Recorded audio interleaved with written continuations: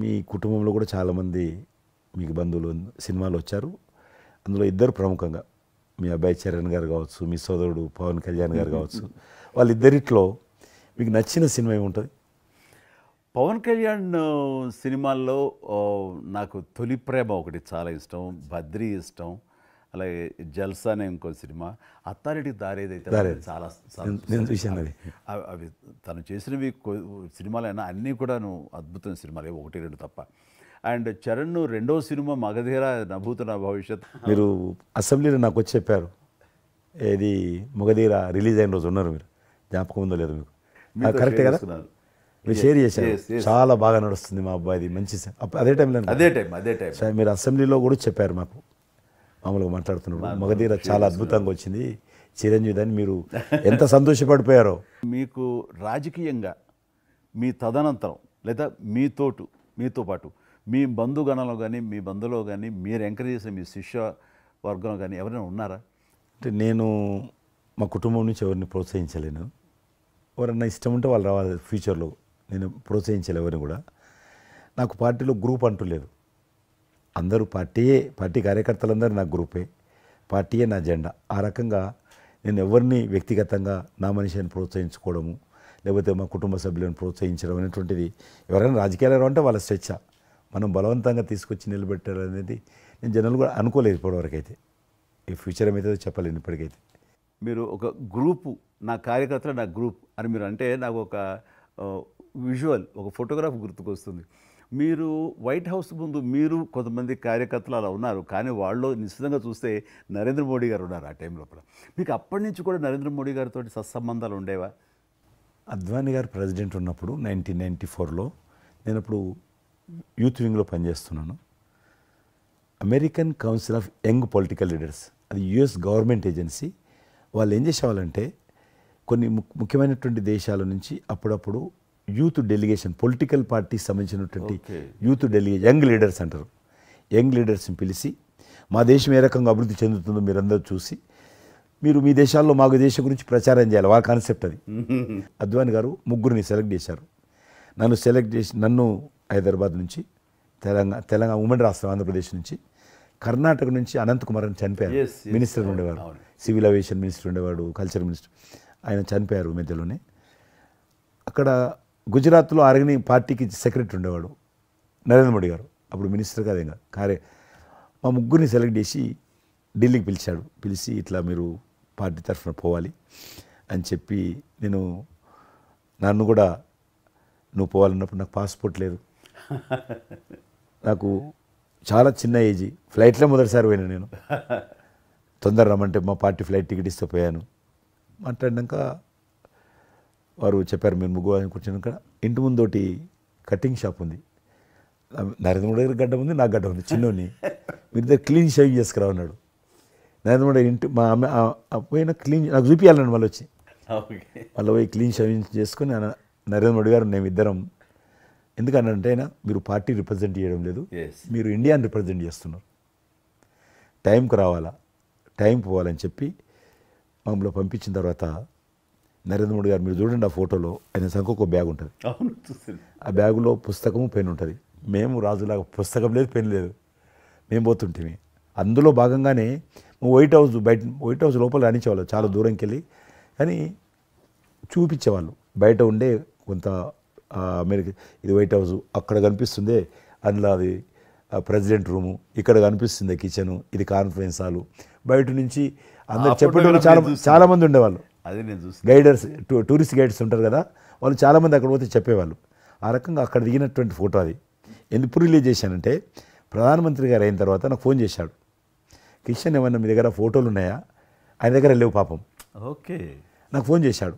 నేను ఎమ్మెల్యే క్వార్టర్స్లో అవన్నీ ఫోటోలు తీసినాక ఇంత కట్ట ఉండే కానీ అన్నీ అంటుకొని ఒకటి మనకు తెలియదు కదా, మొత్తం పాడిపోయినాయి. 8 ఫోటోలు దొరికినాయి, అందులో ఏదో ఒకటి దొరికింది బోటు థమ్స్అప్ తాగుతూ, అప్పుడు థమ్స్అప్ తాగొద్దని కూడా తెలియదు, ఇది మల్టీనేషనల్ కంపెనీ అటువంటి ఏం లేదు అప్పుడు, బోట్ నడిపిస్తున్న ఫోటో, ఇవన్నీ కూడా కొన్ని దొరికితే పంపించాను. ఆయన ఏ వైట్ హౌస్ ముందు అయితే నేను ఫోటో దిగాను గేట్ కాడ, ఈరోజు అదే వైట్ హౌస్ ఆహ్వానం మేరకు వైట్ హౌస్ లోపలికి వెళ్తున్నానని ఆ ఫోటో రిలీజ్ చేశాడు ఎక్సలెంట్ ఎక్స్పీరియన్స్. Prime minister. ఆ ఫోటో అది అప్పుడు బయటకు ఆ ఫోటో బయటకు వచ్చింది. ఆ రోజు ప్రైమ్ మినిస్టర్ గారు అయిన తర్వాత అమెరికాకి వెళ్తున్న రోజు రిలీజ్ చేసిన ఫోటో అది. మీరు మాకు ఒక మాట ఇచ్చారు. మీరు మన ఆఫీస్ ఏదైతుందో టూరిజం ఆఫీసు ఢిల్లీలో నేను వస్తాను, మన ఇద్దరం ఒకసారి ఎందామని అన్నారు. కానీ మీ ఒత్తిడి కారణంగా మన ఒత్తిడి కారణంగా జరగలేదు. ఇంకా అది రేపు ఎలక్షన్స్ తర్వాత మళ్ళీ అది చెప్పలేము కాబట్టి అది నేను చెప్తున్నాను, మీరు అక్కడే ఉంటాను, వస్తాను. అది కాకుండా మీరు నాకు ఇంకా జ్ఞాపకం, ఆఫీస్లో ఉన్నప్పుడు నాకు గర్వం ఫీల్ అవుతాను. ఎందుకంటే మీరు పెట్టిపోయినటువంటి ఫోటోలు, ఇండియాకి సంబంధించినటువంటి టూరిజం డెస్టినేషన్ యొక్క ఫోటోస్ ఏవైతున్నాయో అవి ఇంకా ఆ రకంగానే ఉన్నాయి. నేను అడిగిన ఎవరు పెట్టారంటే చిరంజీవి గారు పెట్టారంటారు. డ్రైవర్ కూడా మీకైతే డ్రైవర్ ఉండను, అతను ఇప్పుడు నా దగ్గర ఉన్నాడు, రణధీర్. మీకు చెప్తుంటాడు, సార్ మై చిరంజీవి సాబ్ కभी మై సాబ్ డ్రైవర్ మై చలాయితా ఉనకా గాడి ఢిల్లీ మే అది ఆప్కు మే చలా రూమ్ సాప్ అంటాడు. ఇంకా ఉన్నాడు పాపం. చాలా సీనియర్ అండి అతను, చాలా మంచోడు. మన ఉమ్మడి ఆంధ్రప్రదేశ్ ఉన్నప్పుడు మనం ఇండియాలోనే మనమే ఆరోగ్యశ్రీని ప్రారంభించామన్నది నాకు తెలిసినటువంటి వాస్తవం.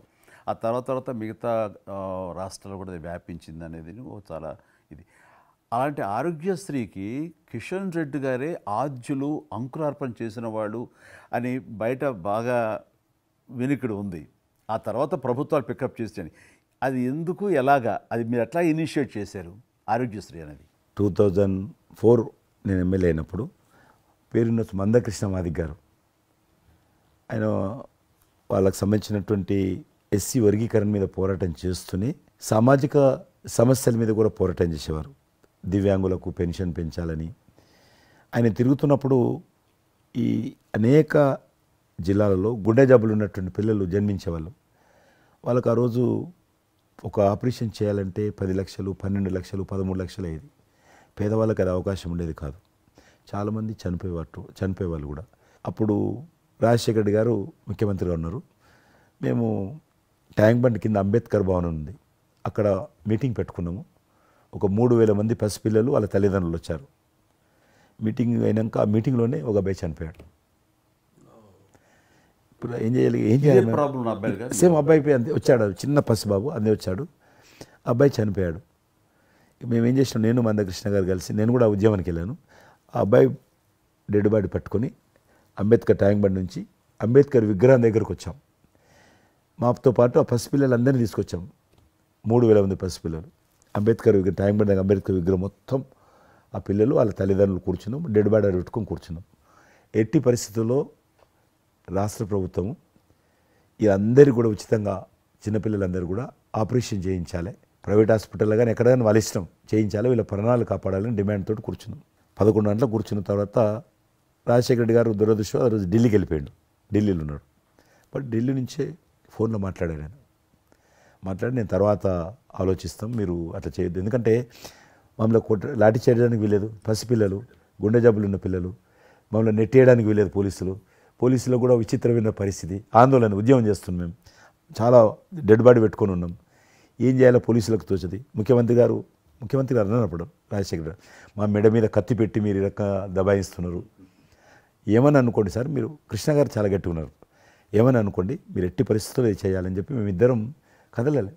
రాత్రి ఆల్మోస్ట్ 10 o'clock మళ్ళీ ముఖ్యమంత్రి గారు ఫోన్ చేసి, మీరు మాట చెప్పడం కాదు ఆర్డర్ రావాలను, వీళ్ళందరికీ ఫస్ట్ మేము రాష్ట్ర ప్రభుత్వం తరఫున గుండె జబ్బులు ఉన్నటువంటి పిల్లలందరికీ ఎంత డబ్బు అయినా ఖర్చు అయినా సరే మేము ఆపరేషన్ చేయిస్తానని చెప్పి ఢిల్లీ నుంచి మాట ఇచ్చి ఆర్డర్ తీసి మా చేతులు పెట్టినాక మేము పిల్లలందరినీ తీసుకొని వెళ్ళిపోయినాం, ఫస్ట్ పిల్లలు వాళ్ళ తల్లిదండ్రులు.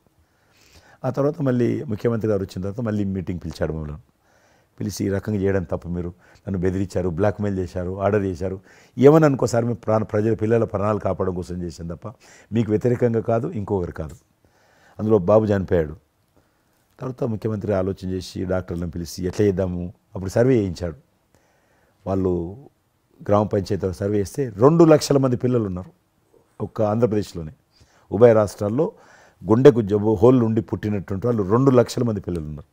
ఇంతమందికి నేను ఎట్లా చేస్తా అది ఇదని మళ్ళీ సర్వే వచ్చిన తర్వాత వెరిఫికేషన్ వచ్చిన లిస్ట్ తీశాడు, అంచనా వచ్చిన తర్వాత అప్పుడు ఆయన ఇన్సూరెన్స్ ఏదైనా చేద్దామా అని, ఆయన డాక్టర్ కదా ఒరిజినల్గా, ఆయన డాక్టర్ వృత్తి, చదువుకున్నది ఎంబీబీఎస్ అయినా.